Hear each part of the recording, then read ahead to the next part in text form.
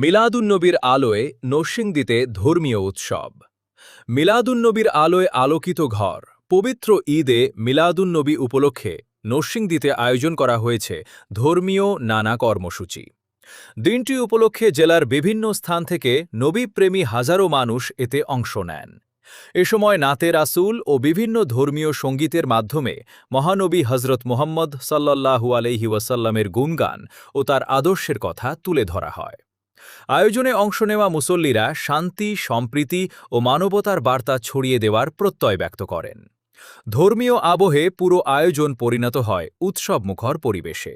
বক্তারা বলেন, মহানবী সাল্লাল্লাহু আলাইহি ওয়াসাল্লামের জীবন ও আদর্শ অনুসরণ করলেই সমাজে শান্তি, ভ্রাতৃত্ব ও মানবিক মূল্যবোধ প্রতিষ্ঠা করা সম্ভব।